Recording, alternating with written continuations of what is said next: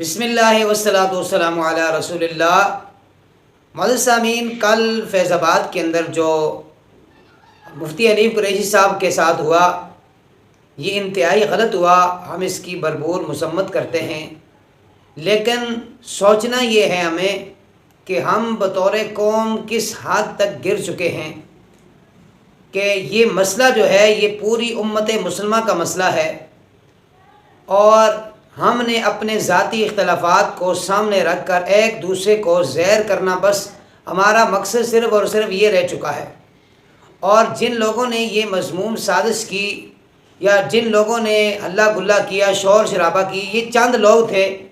Videos میں آپ دیکھ سکتے ہیں کہ چند لوگ بھاگے آ رہے ہیں، اور یہ تحریک لبیک کے لوگ بھی نہیں تھے۔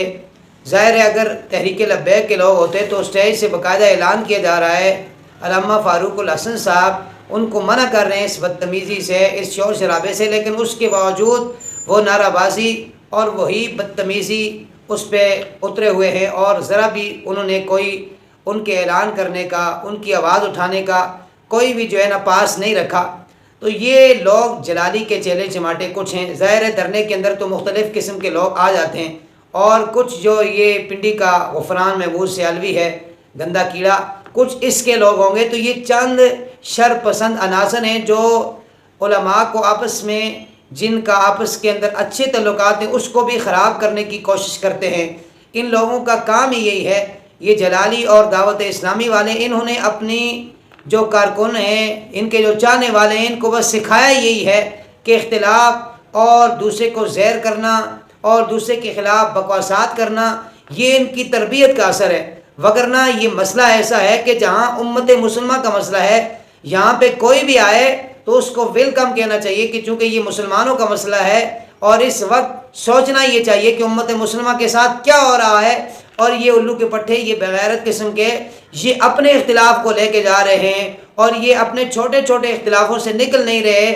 سوچنا یہ چاہیے کہ اب ہمارے ساتھ یہ سارا کیوں ہو رہا ہے مسلمانوں کے ساتھ؟ اس کی مین وجہ یہی ہے کہ یہ آپس میں لڑ رہے ہیں، اور کفار جو ہے وہ فائدہ اٹھا رہے ہیں۔ کاش کہ ہم متحد ہو کر ان کا مقابلہ کرتے تو آج یہ نوبت کبھی بھی مسلمانوں کے ساتھ نہ آتی، لیکن مسلمانوں کے اندر یہ چیز رہی نہیں ہے، اور یہ جو اس قسم کے مولوی جلالی جیسے اور غفران سیالوی جیسے الو کے پٹے، یہ اہل سنت کے اندر آ گئے ہیں۔ انہوں نے سارا جو ہے کام اہل سنت کا برباد کیا ہوا ہے۔ اللہ تعالیٰ کی بارگاہ میں دعا ہے کہ ایسے 2 نمبر مولویوں سے ہمیں بچنے کی توفیق نصیب فرمائے۔